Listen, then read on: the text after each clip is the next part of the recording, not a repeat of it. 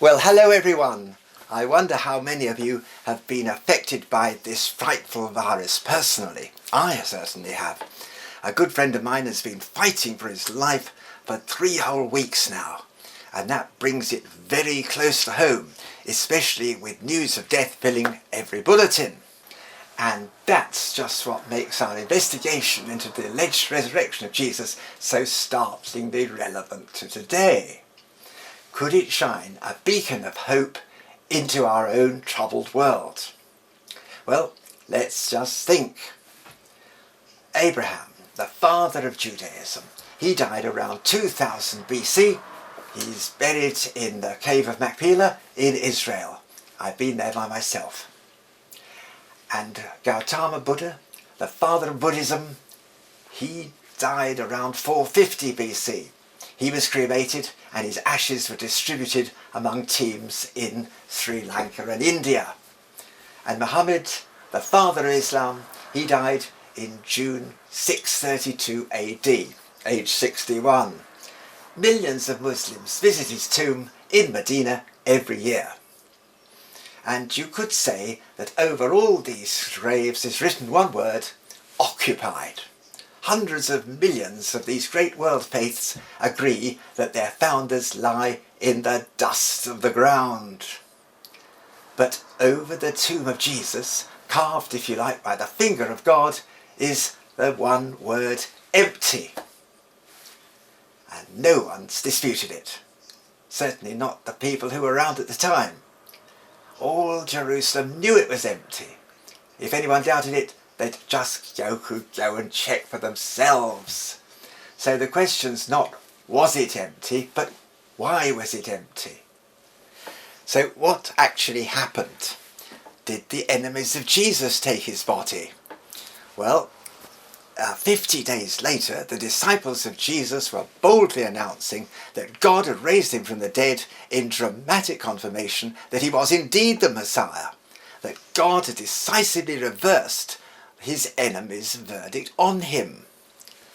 Now, there was nothing that the enemies of Jesus would have wanted more than to stamp out this new movement at its very beginning.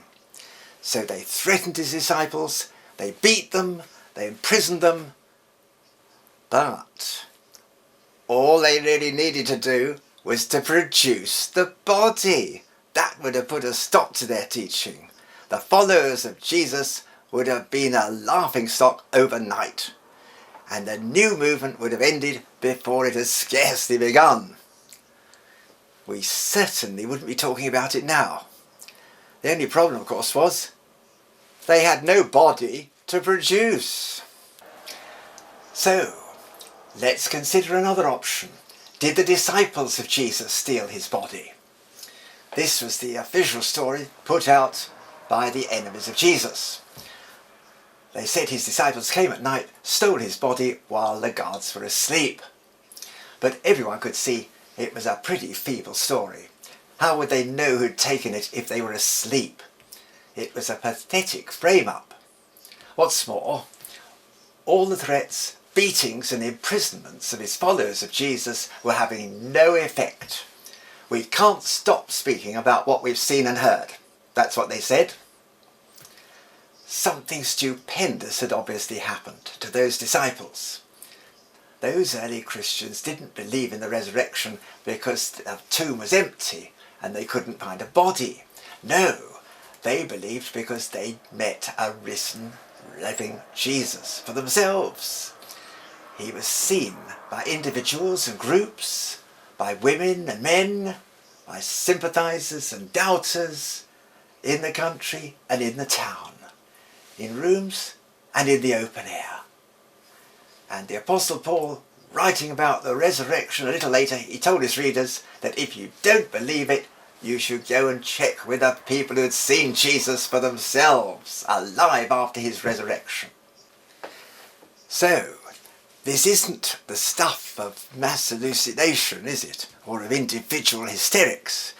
Or of cognitive dissonance, you know, that psychological problem where people who believe something strongly enough, they go on saying it even more shrilly when faced with contrary evidence.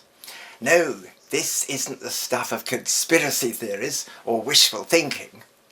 Nothing in Jewish literature or imagination had prepared anyone for something like this.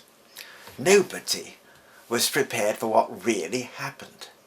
And that's what makes the gospel accounts so deeply moving, authentic and believable as testimony. So there's far more to our investigation of these events than meets the eye. And I hope you're going to be still with me next time when we dig even deeper into the electrifying accounts in the Bible. God bless you all.